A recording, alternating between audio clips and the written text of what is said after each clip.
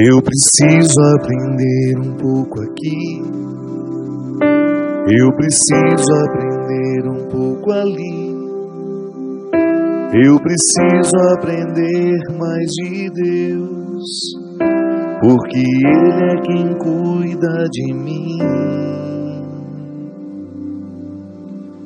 Se uma porta se fecha aqui, outras portas se abrem ali.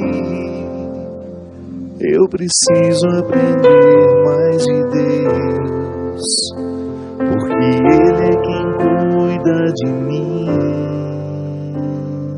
Deus cuida de mim, cuida de mim. À sombra das suas asas, Deus cuida de mim. Eu amo a sua casa e não ando sozinho, não estou sozinho, pois sei, Deus cuida de mim. Deus cuida de mim.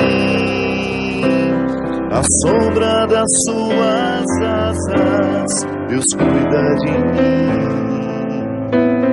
Eu amo a sua casa e não ando sozinho, não estou sozinho, pois sei,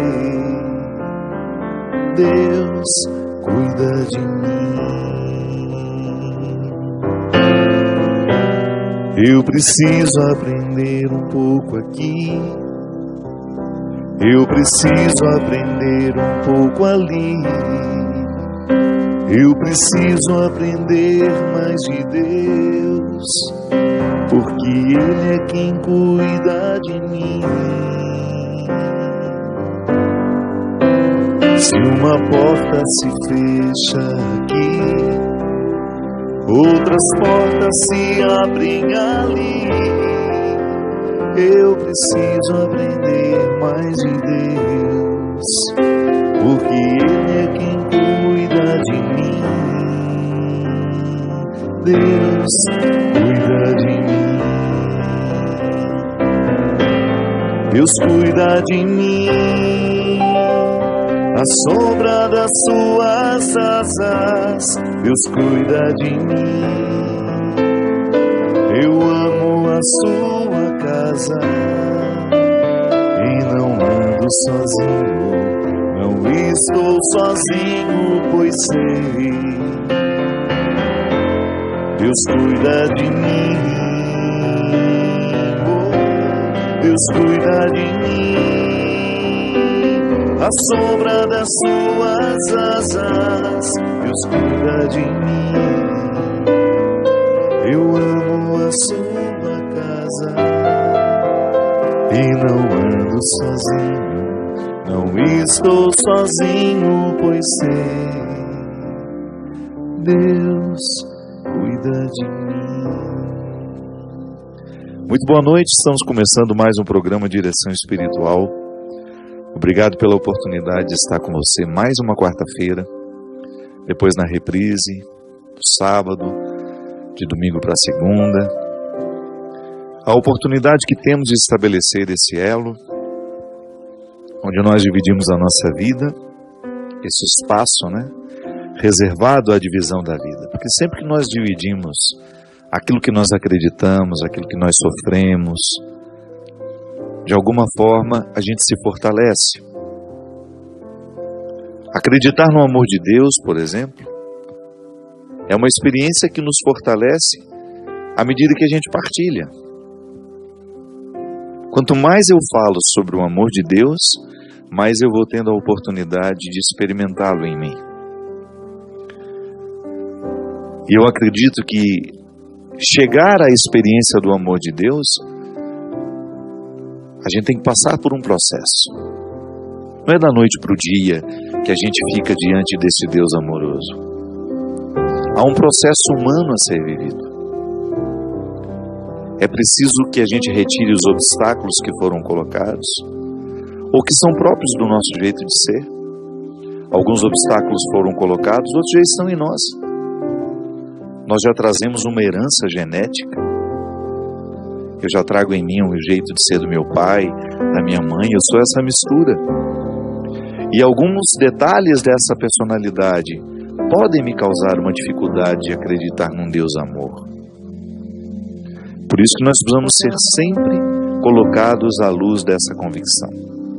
Porque a convicção nos ajuda a esclarecer. O que dessa convicção eu acredito? A minha fé me diz que Deus é amor. Você já ouviu isso tantas vezes? Mas você já experimentou esse Deus como amor? Por que eu digo que é processual? Porque nós, como pessoas, nós amadurecemos para chegar à capacidade de amar. Nós nascemos individualistas. Uma criança, quando você olha para ela, há muito pouco espaço de generosidade numa criança. Porque ela ainda não tem a maturidade para compreender o mundo, o outro, como um desdobramento dela, como um não desdobramento dela. A criança, ela olha para todos e ela interpreta como uma continuidade dela. Só a maturidade, à medida que ela vai compreendendo que a mãe dela não é uma continuidade dela, que o pai dela, o irmãozinho, os brinquedos, a mesa. Freud, quando falava da fase oral, interessante, né? Quando a criança morde tudo, ele dizia na psicanálise, Freud dizia que a fase oral é a tentativa de incorporar o mundo pela boca, como se tudo que está ao nosso redor fosse nosso. É interessante isso. Você pode não concordar com alguns aspectos da teoria dele, eu também não. Algumas coisas a gente vira a página porque não faz sentido para nós. Mas é muito interessante perceber isso nessa fase inicial da vida. Quando eu olho para uma criança, eu estou vendo um poço de egoísmo. Por quê? Mas não é porque ela está errando, não. Ela está amadurecendo. É por isso que a criança, quando não é orientada para sair deste egoísmo, ela passa uma vida inteira egoísta sem perceber que está sendo. Porque ela não teve a oportunidade de ser educada para a partilha. Claro, volto a dizer, algumas crianças já nascem mais generosas, trouxeram uma herança genética que favorece, mas também elas precisam aprender o valor da generosidade. Por que uma criança é egoísta? Porque faz parte do nosso processo nessa primeira infância,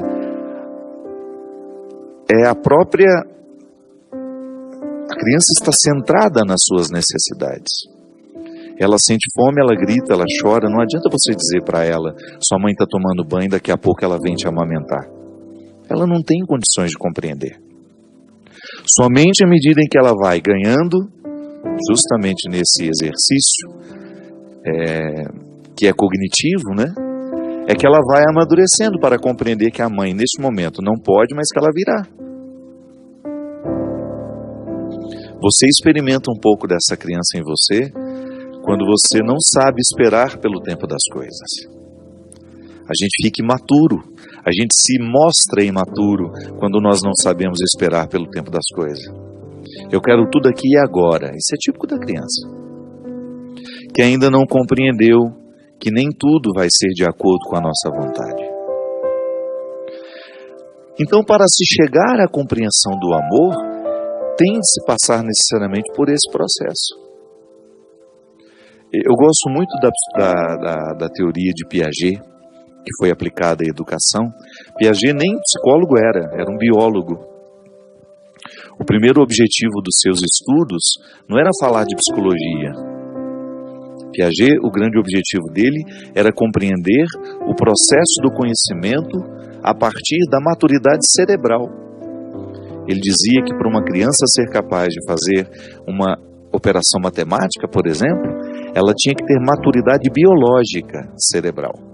Isto é, ela tinha que ter já amadurecido o cérebro, né? O desenvolvimento, o crescimento, as sinapses, tudo aquilo para que ela pudesse ser possível de compreender uma equação matemática. E quando Piaget estava falando, estudando, pesquisando sobre esse desenvolvimento da criança, ele entrou dentro de um aspecto muito interessante, que é o desenvolvimento do juízo moral. O que é o desenvolvimento do juízo moral? É a capacidade que uma criança vai tendo de, aos poucos, compreender o certo e o errado, sabendo diferenciar o certo do errado. Mas para isso é preciso maturidade. Da mesma forma como eu precisei ter maturidade para fazer uma equação matemática, ou para compreender uma regra mais difícil, eu precisei amadurecer biologicamente para ser capaz daquele raciocínio. Eu também preciso amadurecer emocionalmente e também cognitivamente para que eu seja capaz de distinguir o certo do errado. Então, na primeira fase, Piaget diz que nós passamos pela anomia. É a primeira coisa que nós experimentamos na vida. Eu não tenho regras. De compreender regras. Depois ela passa pela heteronomia. A heteronomia é quando você vê a regra no outro. E você acaba vivendo a mesma coisa porque você imita. Então eu gosto do meu pai, o meu pai tem um comportamento a partir de regras, então eu tenho também, mas não é porque é um valor para mim. É porque eu sou alguém que imita. Depois nós chegamos à autonomia, que é quando a regra vem morar dentro de nós. Assimilamos o valor. Eu não obedeço porque estou vendo alguém obedecer. Eu não obedeço porque estou sendo vigiado. Eu obedeço porque compreendo aquilo como um valor. E Piaget dizia que não adianta você explicar isso para a criança de forma muito racional. Não, era a partir de experiências lúdicas. Isto é, a partir de brincadeiras. Brincando é que uma criança vai desenvolvendo o seu juízo moral. Por isso que a brincadeira é tão importante dentro do método construtivista de educação. A partir das regras do jogo, por exemplo. Crianças que jogam e que vão compreendendo a vida a partir das regras do jogo que joga. Interessante isso, porque você pode pensar também esse amadurecimento de compreender o amor de Deus da mesma forma como Piaget compreendeu o desenvolvimento do juízo moral. Num primeiro momento, eu não tenho nenhuma condição de compreender esse amor. Não estou preparado para isso. Não tenho maturidade o suficiente, porque eu preciso raciocinar para compreender isso. Então, se eu não tenho essa capacidade cognitiva, vai ser difícil. Não adianta você chegar para uma criança que não entende o que você está falando e você falar do amor de Deus para ela. Depois a gente até compreende porque nós estamos vendo o outro fazer. De repente nós temos um pai religioso, uma mãe religiosa, aí a gente começa a observar os frutos daquela religiosidade na vida daquela pessoa, não com essa lucidez que eu estou dizendo agora, né? Nós aqui estamos já fazendo uma linguagem mais elaborada, mas a criança não. Ela vai olhando para os pais e vai compreendendo. Minha mãe, quando vai à missa, volta melhor, volta mais feliz. Ou a religião faz bem a minha mãe. Quero também isso para mim. Até o momento em que ela descobre por ela mesma que vale a pena viver aquela experiência. É preciso muita maturidade para a gente compreender o amor de Deus como Ele é.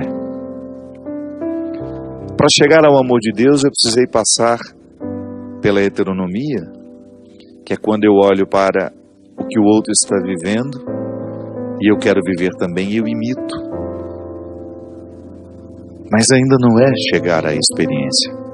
Ainda não é fazer a experiência.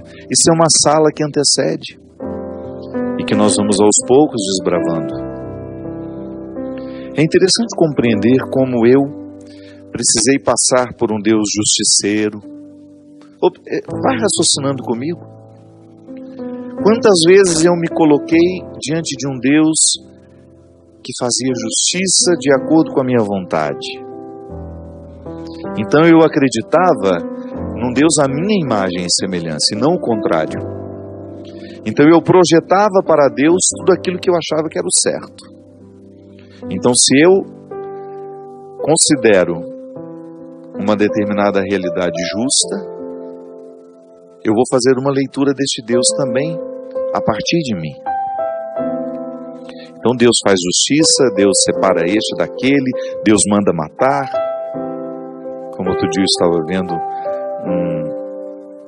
um líder religioso dizendo, né, de que a mão de Deus estava pesando sobre uma pessoa com a doença.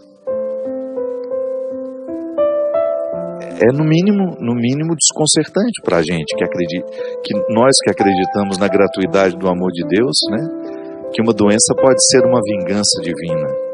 Não, nós já somos filhos do Novo Testamento. Nós já somos filhos de um Deus que não admite, ou melhor, que nem comporta um Deus vingativo.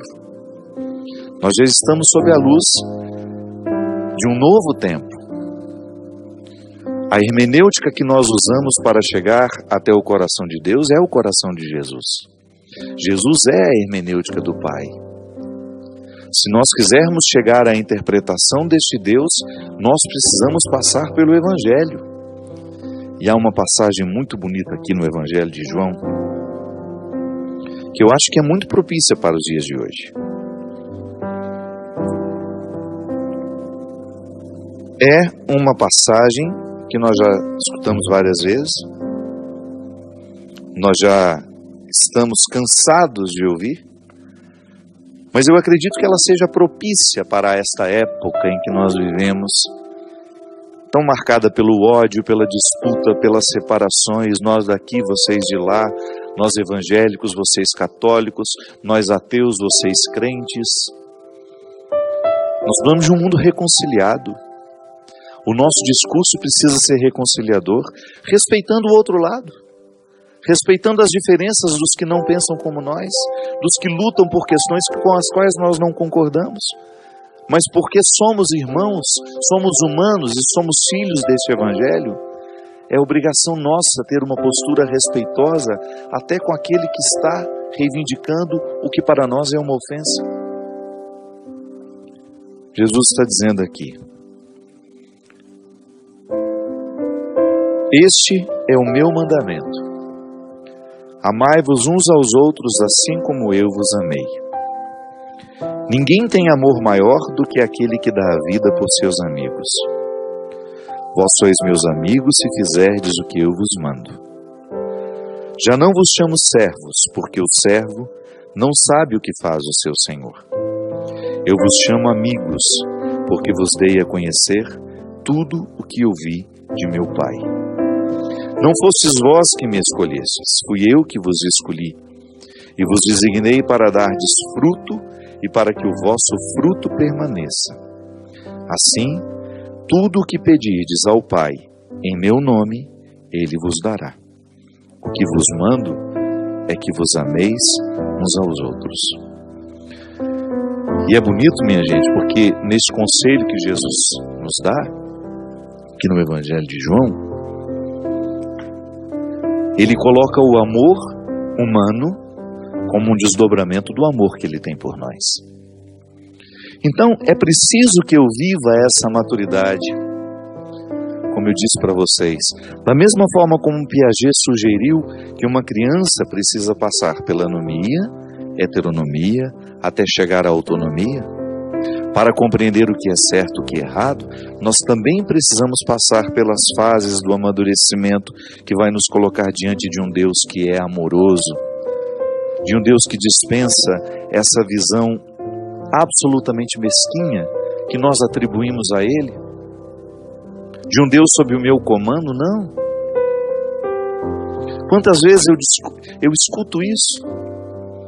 Deus sendo quase que um empregado nosso, que faz na hora que nós determinamos, que faz porque nós pedimos, como se Ele fosse um velho que não tem mais condições de compreender o que é certo e o que é errado. Para eu chegar à compreensão deste Deus amor, eu tenho que abrir mão de tudo aquilo que é mesquinho em mim. Senão eu vou começar a interpretar Deus de acordo com aquilo que eu já achei em mim. E o que eu achei em mim é muito pouco para que eu compreenda a grandiosidade de Deus. Às vezes eu vejo as pessoas rezando, mas aquilo não é reza. São ordens a Deus. Ainda não chegaram à experiência de um Deus amoroso que dispensa até a fala. Sim, eu acho que quanto mais a gente amadurece para compreender Deus como uma realidade amorosa, menos necessidade nós temos de dizer. Porque quando o amor é de verdade, as palavras são dispensadas. A gente sabe exatamente o que o outro precisa olhando para ele. E o que faz a gente compreender o que o outro precisa? É o amor que a gente sente. Coloca uma mãe diante de um filho, que é o amor mais puro que eu acho que a gente pode experimentar. É o amor mais fecundo. Eu não estou tirando o pai da história, não. Há pais que também têm essa intensidade com o filho, mas pela própria realidade cultural, a mãe tem uma força muito grande sobre nós, na nossa cultura. Coloca um filho diante da mãe, e a mãe sabe ler as necessidades da criança. É impressionante, porque o amor dá essa autoridade. Os amantes, eles não precisam falar muito. Os verdadeiros amantes, as pessoas que se amam, o amor é uma instância que esclarece tudo. Eu, particularmente, há muito tempo eu perdi o hábito de pedir a Deus as coisas. Eu prefiro ficar diante dele. Seja contemplando uma natureza, como nós tivemos a oportunidade, de viver uma experiência lindíssima na Escandinávia, eu e meus peregrinos. A contemplação daqueles lugares maravilhosos, para mim, era uma forma de estar diante desse Deus que me presenteia assim, amorosamente, com realidades, com situações, com paisagens. O amor dispensa muitos argumentos, muitos pedidos. O amor nos faz ser mais gratos e nos faz, sobretudo, ser mais tolerantes e respeitosos. Neste tempo tão marcado pelo ódio, o cristianismo soa, e não deveria soar diferente, soa como uma proposta de reformulação de tudo. Então nós, líderes religiosos, e nós que construímos o cristianismo nas pequenas coisas, você que me acompanha agora, é nosso papel, onde quer que estejamos, para estabelecer os laços, restabelecer os laços e não cortá-los. Nós não podemos perder a oportunidade de trazer Jesus ao mundo como ele realmente quis estar. Nós não podemos perder a oportunidade de atualizar essa presença nos nossos dias, justificando o nosso ódio, justificando as nossas intolerâncias, justificando a partir de Deus as nossas mesquinharias, reabilitando o campo de batalha do Antigo Testamento. Minha gente, o Antigo Testamento está repleto de passagens em que Deus é descrito de forma como eles podiam compreender naquela época, volto a dizer. Há sempre um contexto histórico para a palavra. Mas isso não cabe mais para nós. Nós não podemos mais acreditar num Deus vingativo, porque nós já estamos sob o influxo do Novo Testamento. E em nenhum momento Jesus nos apresenta um Deus vingativo. Em nenhum momento Jesus nos coloca como instrumentos de vingança. Olha o que ele diz para Pedro no momento em que Pedro corta a orelha do soldado. Abaixa essa espada, Pedro, porque o reino será estabelecido a partir da conversa, da paz. E mesmo quando ele fala que ele trouxe o conflito, ele quis dizer para nós, é que ele trouxe o bendito enfrentamento, que é quando nós somos capazes de discutir o que de fato precisa ser vivido, o que de fato precisa ser feito, mas sem perder a caridade. Quando nós perdemos a caridade com o nosso irmão, por mais que nós estejamos justificados nos nossos posicionamentos, nós já nos distanciamos do Evangelho. Nós já deixamos de ser cristãos. Quando eu falo deixamos de ser cristãos, não é que nós abrimos mão do cristianismo que já está em nós. Não, é que momentaneamente nós podemos perder a postura cristã. Eu erro, eu perco a minha postura cristã. O tempo todo eu preciso me policiar para eu viver esse conselho do amor, da paciência, da caridade, de tudo aquilo que é primo, parente do amor. O amor é o sentimento maior. É ele que conduz o homem bem-aventurado. É ele que faz com que as virtudes floresçam. E depois eu tenho os sentimentos parentes dele. As atitudes que são parentes, que vão constituindo a vida virtuosa. Porque em última instância, minha gente, a nossa salvação depende disso. São Paulo fala naquele hino belíssimo, o amor, o amor, o amor, o amor, e vai exaltando todas as qualidades do amor. E até que ele diz, e se eu não tiver amor, de nada seria. E ele não pode ser teórico. Volto a dizer o que eu estava dizendo no início do programa. É preciso ter uma maturidade emocional para que a gente compreenda esse amor como uma postura, um jeito de ser, que vai passar pelas nossas palavras, que vai passar pelo nosso olhar, que vai passar pelas nossas atitudes. A gente nunca erra quando ama, quando tem paciência, e quando a gente tem uma firmeza nas nossas posturas, mas sem perder a caridade e o respeito. Nós vamos para um rápido intervalo e a gente volta já já com o programa Direção Espiritual.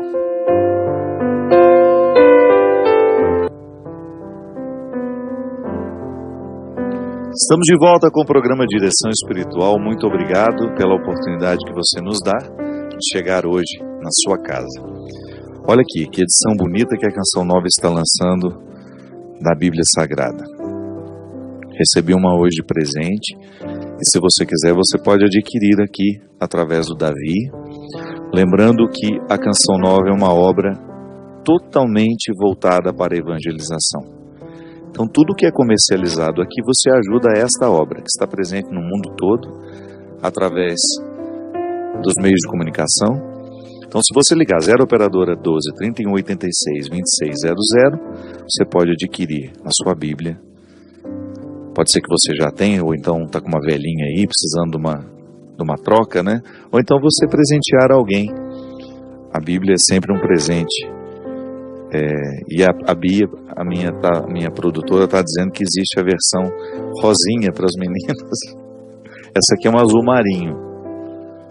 Se você quiser também, você já aproveita e compra o CD Clareou, que é o meu último trabalho, que também ajuda a pagar as despesas aqui todo final de mês. Gente, eu tenho uma alegria muito grande de poder apresentar para vocês o meu novo livro. Está sendo lançado essa semana, começa a chegar nas livrarias agora, que é um livro em parceria com Leandro Carnal. Chama-se Crer ou Não Crer. Uma conversa sem rodeios entre um historiador ateu e um padre católico, com prefácio do nosso querido Mário Sérgio Cortella, um livro que traz reflexões muito pertinentes. Na verdade é uma conversa, né? Nós não sentamos para escrever este livro, nós sentamos para conversar sobre este assunto, e aí, a partir dessa conversa, tudo foi gravado, depois transcrito, nós fizemos uma pequena revisão, e essa conversa está aqui, um tom bastante coloquial, ideias muito fecundas, tanto da parte do professor Leandro, que é um homem muito inteligente, muito capacitado, e ao mesmo tempo muito respeitoso, né, com todo o horizonte da crença, mesmo porque ele é muito inteligente, e é muito natural das pessoas inteligentes essa postura respeitosa com aquele que pensa diferente. Ele é muito sábio, um homem que se diz ateu, mas um homem de valores, né, um homem que procura viver de forma muito íntegra. Então, para mim, foi uma experiência muito especial de ter a oportunidade de discutir as minhas convicções com alguém que pensa absolutamente contrário a mim. E eu recomendo o livro, porque eu acredito que essa troca de informações nos ajudam, como cristãos, a ter ainda uma postura mais inteligente diante das nossas propostas. Ou melhor, diante das propostas que Jesus nos deixa, que se tornam nossas depois por adesão, né? Queria passar também a minha agenda de shows. Próximo sábado, agora dia 23, eu estarei no Vivo Rio, aí no Rio de Janeiro, a partir das 21h30. Então, próximo sábado, você que é do Rio de Janeiro, esteja conosco lá no Vivo Rio, por uma noite muito especial com o show A Estrada Sou Eu. No dia 24, eu tenho o prazer de voltar a Rio das Pedras, lá no Espaço Terraço, uma comunidade muito especial. O ano passado, o Dom Arani me pediu para fazer esse show beneficente lá. Eles tinham uma necessidade de construir um elevador lá na comunidade. E quando eu cheguei lá, eu me surpreendi com o calor daquele povo, com aquele acolhimento. Um povo muito simples. E este ano quem ofereceu fui eu. Eu não fui convidado para ir lá não, eu que me ofereci para ir. Portanto que eu gostei de estar lá o ano passado e poder ajudar. Aí liguei para o Dom Arani, o Dom Arani não está precisando de ajuda de novo lá não? E ele com muito carinho recebeu o nosso oferecimento, né? Então nós estaremos em Rio das Pedras, no Espaço Terraço, desculpe. Lá o show é mais cedo, é às 19h no domingo. Queria também convidar para o dia 30 de setembro, aí no Teresina Hall, em Teresina, meu querido estado do Piauí, a partir das 21h.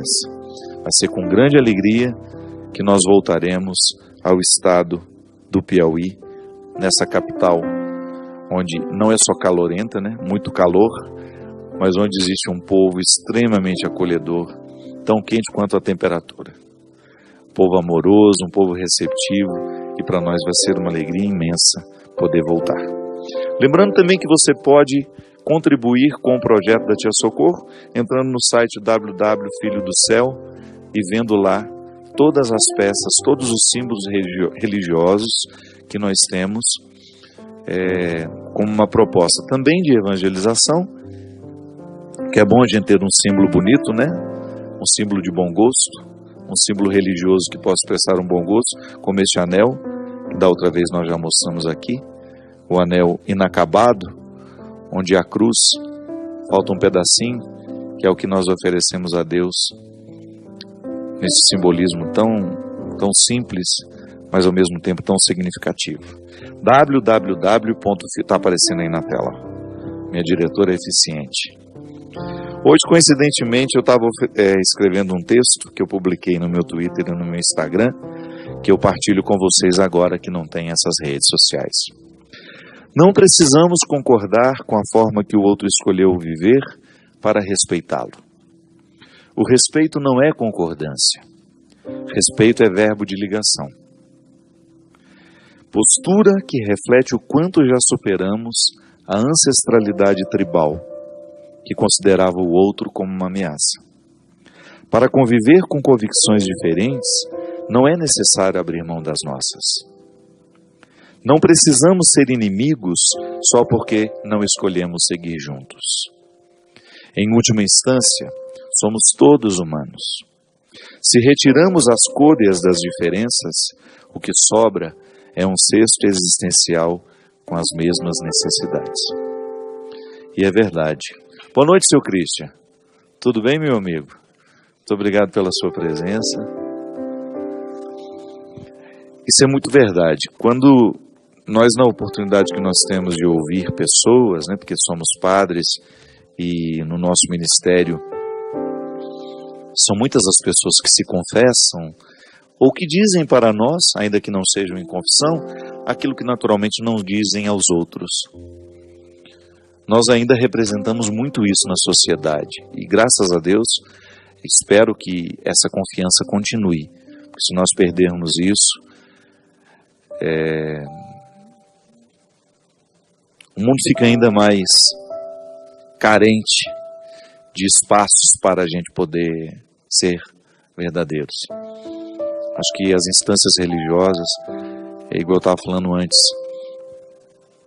dessa liderança religiosa, eu tenho um respeito profundo por todos os pastores, por todos os padres, por todos os líderes religiosos que desempenham esse papel de forma responsável. Dar ao outro, ou conceder ao outro, o direito de ser, ouvido. E quanto mais a gente escuta as pessoas, mais nós vamos percebendo que nós somos todos iguais. Quando a gente retira essa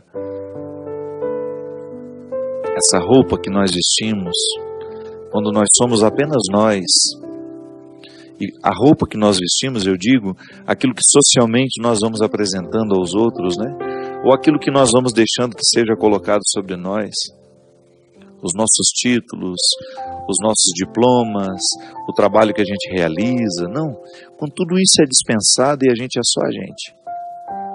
O que sobra é um ser necessitado. É só isso que sobra. Somos todos muito necessitados.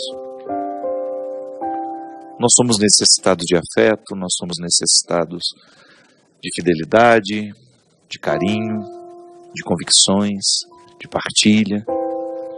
Nós estamos todos muito cansados com a vida que a gente vive, com essa superficialidade que prevalece. Então, quando nós nos desnudamos de tudo isso, nós somos todos muito parecidos. Nós erramos da mesma forma, podemos até ter pecados diferentes, mas erramos. Erramos. Todos nós erramos. E quanto mais a gente tem consciência de que somos esses seres frágeis, maior deveria ser a nossa tolerância com aquele que é frágil também. Compreender esse verbo, o amor como um verbo de ligação, o respeito como um verbo, aqui como um instrumento de ligação. O respeitar, quando ele vira verbo, aí sim, eu não preciso concordar com o outro, mas eu tenho que respeitar o que o outro está dizendo. É convicção dele. Jesus não impôs nada a ninguém. Eu posso propor. Eu posso continuar propondo como Jesus propôs. O jovem rico não ficou. Quando ele ouviu a proposta de Jesus, ele resolveu ir embora. Ele teve o direito de não pertencer. Nós não podemos impor o cristianismo aos outros. Nós não podemos impor o nosso cristianismo. Nós podemos propor. E quanto mais simpatia nós colocarmos na proposta, maior será a capacidade do outro acreditar no que nós estamos dizendo. Chega de propor um evangelho de maneira antipática, arrogante, como se nós fôssemos os melhores. Não, isso não faz sentido no mundo de hoje. Ainda à tarde conversávamos sobre isso. Essa nova geração que está surgindo, essa nova geração é muito verdadeira. Ela está cada vez mais ávida pela verdade. Então, se nós não soubermos dialogar com essa geração, é possível que daqui a pouco nós tenhamos os nossos templos muito esvaziados. Precisamos falar com esta nova geração de maneira simpática, para que ela possa compreender que aquilo que nós estamos propondo só faz bem. Mas se nós vamos com arrogância, nós nos perdemos pelo caminho. Se nós vamos com imposições, proponha. O outro não é obrigado a aderir. O outro não é obrigado a ter as mesmas convicções que você. O outro não é obrigado a ser católico como você é. A gente propõe. E o nosso catolicismo vai convencer à medida em que ele for autêntico. À medida em que ele brotar naturalmente nas nossas atitudes. Mas o outro não tem obrigação de ser. O Papa, quando fala das regras, ele está falando para nós católicos. Os outros podem aderir ou não. Mas o outro não é obrigado. Se ele não é católico, ele não é obrigado a ouvir o Papa. A autoridade é para nós que somos. Então ele diz para nós. E aquele que não se sente confortável, precisa rever. A proposta cristã, quanto mais a gente abranger outras pessoas, melhor, mas essa abrangência, aquele que não é cristão, aquele que não se encontrou dentro do cristianismo, não tem obrigação de viver as nossas normas. O que são regras comuns? Aquelas que foram colocadas pela lei, pelo Estado. Isso é comum a todos nós. Para eu ser cidadão, eu tenho um código de conduta. Eu tenho deveres e obrigações. Eu tenho deveres e direitos. Então ali, dentro das regras que nos foram colocadas, como humanidade, eu sempre gosto de dizer isso. Eu particularmente gosto de me ater às regras cristãs que são para toda a humanidade. Porque tudo que você coleta ali no cristianismo, você percebe que tem uma capacidade imensa de fazer bem a quem adere.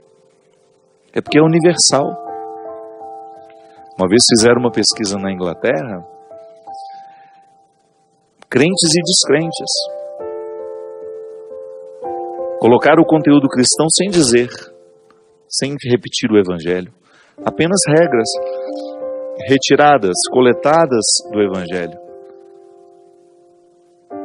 E o nível de rejeição foi baixíssimo. Era como se disséssemos, olha, tudo isso aqui que está sendo dito é necessário nos dias de hoje.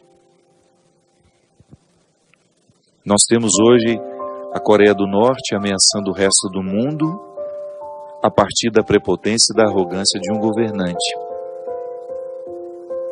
Um megalomaníaco, um garoto, que certamente foi privado de amadurecer como pessoa, e de repente tem o poder nas mãos porque herdou do pai, ainda que não fosse preparado para isso. Desumanos no poder, minha gente. Quem dera esse menino tivesse valores que o fizesse compreender o outro como um espaço a ser respeitado. Quem dera esse menino tivesse um coração pacificador para ver os seus irmãos coreanos do Sul com mais tolerância. Quem dera nós tivéssemos governadores, presidentes da República, que tivesse um coração naturalmente cristão, ainda que ele não fosse cristão, mas que tivesse os valores do Evangelho, ou que tivesse um pouco de filosofia, um pouco de ética, um pouco não, bastante ética, valores universais.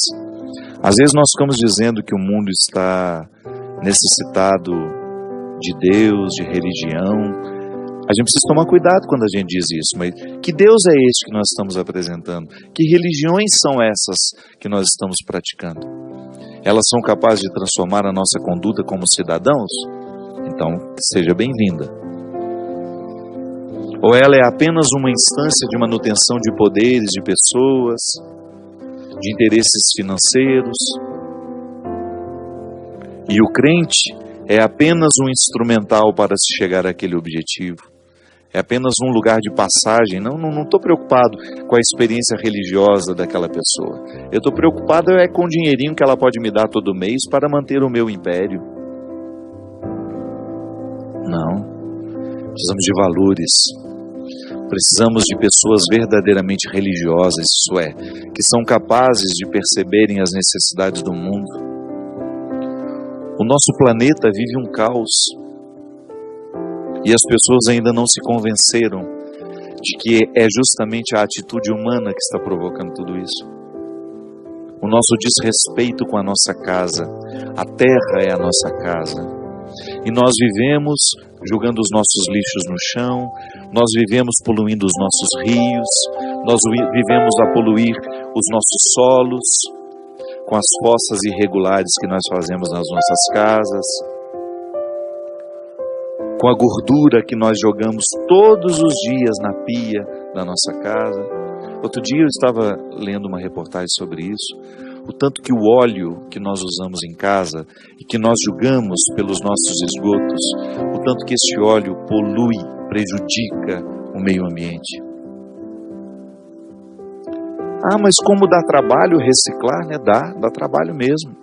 Como dá trabalho separar o plástico do orgânico, do lixo que depois pode ser jogado em qualquer outro lugar, que ele vai se decompor. Nós não queremos ser o trabalho, não. Entramos nos nossos banhos de meia hora, 40 minutos, sem nenhuma consciência daquele gasto. Minha gente, a nossa religiosidade, se ela não muda o respeito que eu tenho pelo rio que passa na minha casa, na porta da minha casa, eu preciso questionar essa religiosidade. Eu preciso questionar essa adesão a Deus que não me conecta à minha casa, ao cuidado com esse meio ambiente. Nós temos muitas vezes uma postura religiosa absolutamente desvinculada da vida. Às vezes eu tenho uma sensação de que nós fomos educados a partir de uma religião que só nos ensinou a pensar na nossa sexualidade, nos pecados da sexualidade.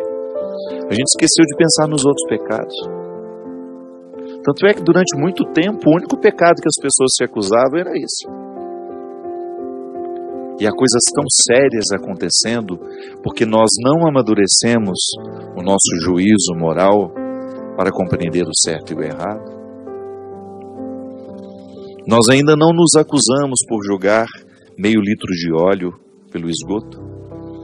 Nós ainda não nos acusamos, não interpretamos como um pecado o nosso descuido com os nossos rios. Nós ainda não nos acusamos de tantas coisas que seriam necessárias de serem resolvidas se cada um de nós tomássemos consciência da parte que nos cabe.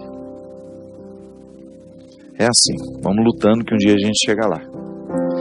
Padre Fábio, eu tenho 35 anos e tenho a vida profissional estabilizada. Moro sozinho em uma cidade longe da família, que está no interior. Tive vários relacionamentos e uma coleção de decepções.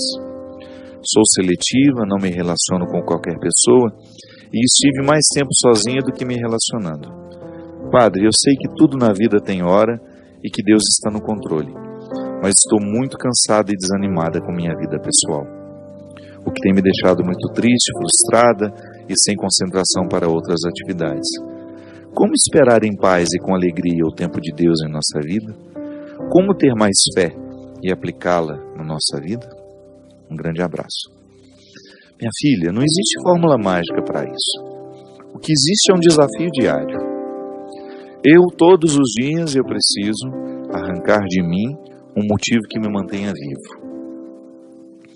Nesse tempo difícil que eu tenho vivido, inclusive eu quero agradecer, a Bia me disse que foram muitos e-mails, muitas cartas de pessoas oferecendo ajuda, de pessoas dizendo que estão rezando por mim. Eu agradeço muito, muito mesmo. Mas eu interpreto que essa crise tem me feito bem, essa síndrome está me fazendo bem. Sabe por quê? Eu estou descobrindo que não posso ficar pensando muito longe. O meu projeto de vida não é para muito longe, é para agora. Amanhã no máximo. E estou ficando cada vez mais tolerante com isso. Recebo 300 mensagens no WhatsApp. Se eu não quiser responder, eu não vou responder. Vou responder o que é urgente. Ah, mas é tanta demanda. Não, foi justamente isso que desencadeou em mim esse mal-estar que eu enfrento. Às vezes nós somos muito desatentos, digo a você que me escreveu e digo a você que agora me escuta. Nós somos muito desatentos àquilo que estamos oferecendo a nós. Nós entramos dentro de um ritmo que nem sempre nos permite extrair de nós o melhor. Não há uma fórmula mágica para a gente ter fé na vida, não há uma fórmula mágica para a gente poder viver com tranquilidade, com serenidade. O que há é um desafio. E olha, vou dizer, o desafio é para todos nós. Não existe estabilidade. O tempo todo nós estamos numa corda bamba. Não pense você que há estabilidade emocional. Não há. Estamos sempre administrando isso. E a melhor forma de administrar isso é compreendendo a necessidade do momento. O que hoje eu preciso fazer para dar conta da vida? Então, meu compromisso é este. Amanhã, o dia vai amanhecer e nós vamos descobrir qual será o de amanhã. Essa ansiedade de querer fazer amanhã o que é matéria, ou melhor, fazer hoje o que é matéria a ser feita amanhã, é que nos mata. Quando nós acordamos no meio da noite e queremos resolver todos os problemas que nós temos, quando na verdade o que a gente precisa fazer naquela hora é só dormir. Nós antecipamos o tempo, nós não sabemos lidar com ele, nós perdemos a perícia de identificar o que nos cabe neste tempo que temos. Então, às vezes, essa ansiedade que você relata, ela é fruto justamente da nossa incapacidade de perceber o momento presente. Fique mais atenta à vida que Deus está lhe dando hoje. Não negligencie a oportunidade que você tem de lhe fazer bem. Desobrigue-se de algumas coisas. Desobrigue-se de dizer, de dar opinião, de o tempo todo estar conectada para dizer isso ou aquilo. Saboreie a vida. Saboreie o instante. Dê-se o direito de parar, de dizer que está cansada. Procure um lazer que realmente descansa. Faça alguma coisa. Busque um projeto novo. Isso traz tanto vigor à vida. Volte a estudar. Leia um bom livro. Há tantas coisas pequenas. Vá assistir um bom filme, um teatro. Vá dar alimento à sua alma. Reze um pouco mais. Faça mais silêncio. Mergulhe neste Deus que é amor. Ah, padre, mas como é que a gente faz isso? Mergulhe dentro de você. Olhe-se. Pode ser que tenha muito tempo que você não tenha lhe dedicado um olhar. O que você está precisando?